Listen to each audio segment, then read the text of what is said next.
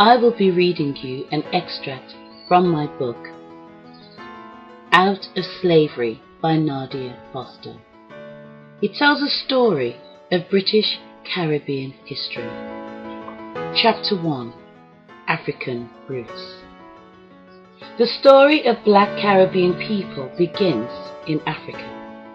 Today, this continent, the second largest in the world, has 53 independent countries, a total population in excess of 807,419,000, more than 3,000 recognized ethnic groups, and over 1,000 separate languages.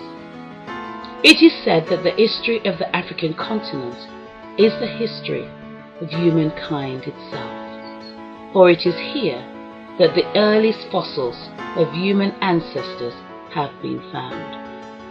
Recent archaeological and scientific findings support the theory that the beginnings and early evolution of humankind began in this continent.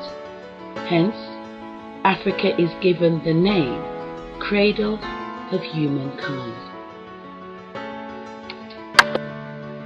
Ancient African civilizations.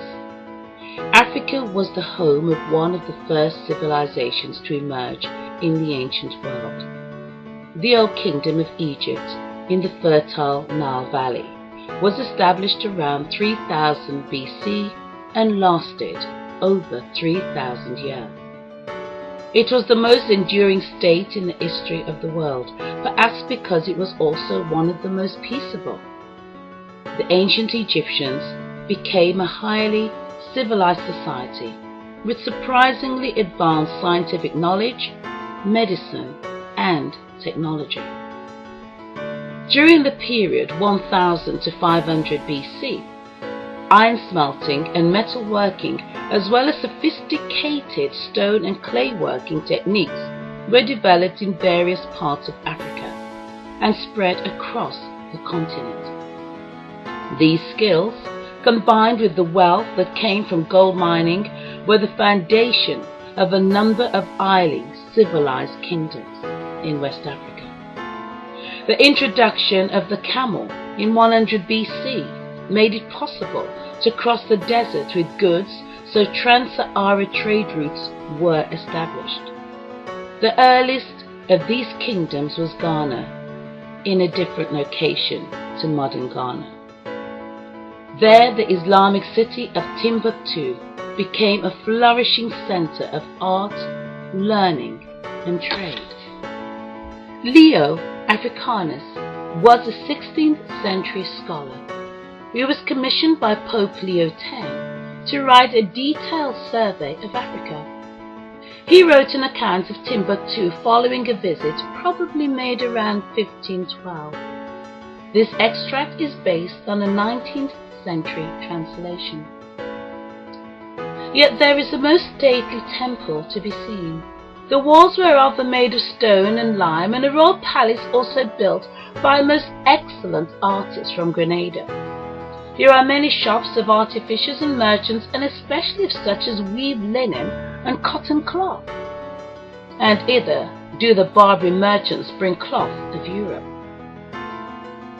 Here are great store of doctors, judges, priests, and learned men, that are bountifully maintained at the king's cost and charges. And thither are brought diverse manuscripts or written books out of Barbary, which are sold for more money than any other merchandise. The coin of Timbuktu is of gold without any stamp or subscription, but in matters of small value they use certain shells brought hither out of the kingdom of Persia. The inhabitants are people of a gentle and cheerful disposition, and spend a great part of the night in singing and dancing through all the streets of the city. Other powerful states emerged, including Mali, Songhai, and Benin. On sites in each of these areas, archaeological excavations have revealed the existence of wealthy societies with systematic taxation, well-equipped armies, highly developed craftsmanship, and flourishing trade. Europeans in Africa.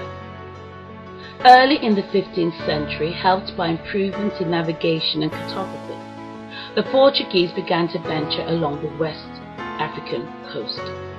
They were seeking to develop trade in gold and other profitable commodities, and by the middle of the century they had established trading posts along the coast as far as Senegal. John Wesley, the founder of the Methodist Church, never visited Africa himself, but in 1774 he published Thoughts Upon Slavery, in which he examined the life of people in various parts of Africa based on eyewitness accounts. We come now to inquire what kind of men they are, of what temper and behaviour, not in our plantations but in their own native country. And here likewise the surest way is to take our account from eye and ear witnesses. Now, those who have lived in the Senegal country observe it is inhabited by 3 nations: the Jolofs, Fulis, and the Mandingos. The king of the Jolofs has under him several ministers who assist in the exercise of justice. The Chief Justice goes in circuit through all his dominions to hear complaints and determine controversies, and the Viceroy goes with him to inspect the behaviour of the Alcalde, or governor of each village. The Fulis are governed by their chief men, who rule with much moderation. Few of them will drink anything stronger than water, being strict Mohammedans.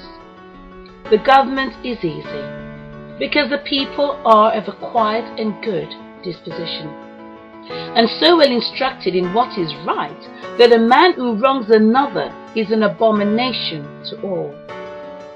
They desire no more land than they use, which they cultivate with great care and industry. If any of them are known to be made slaves of the white men, they all join to redeem them. They not only support all the old, or blind, or lame among themselves, but have frequently supplied the necessities of the Mandingos when they were distressed by famine. It was of these parts of Guinea that Monsieur Alençon, correspondent of the Royal Academy of Science at Paris, from 1749 to 1753, gives the following account both as to the country and people. Which way whatsoever I turned my eyes, I beheld a perfect image of pure nature, an agreeable solitude, bounded on every side by a charming landscape, the rural situation of cottages in the midst of trees, the ease and quietness of the negroes, reclined under the shade of the spreading foliage with the simplicity of their dress and manners. The whole revived in my mind the idea of our first parents, and I seemed to contemplate the world in its primitive state. They are, generally speaking, very good-natured, sociable, and obliging. I was not a little pleased with my first reception, and it fully convinced me that there ought to be considerable abatement made in the account we have of the savage character of the Africans. He adds, "It is amazing that an illiterate people should reason so pertinently concerning the heavenly bodies. There is no doubt but that with proper instruments they would become excellent astronomers. The natives of the kingdom of Benin are eminently civilized and courteous. If you make them a present, they endeavour to repay it double, and if they are trusted till the ship returns the next year, they are sure honestly to repay the old debt." Thank you for listening to Chapter 1 of Out of Slavery by Nadia Foster.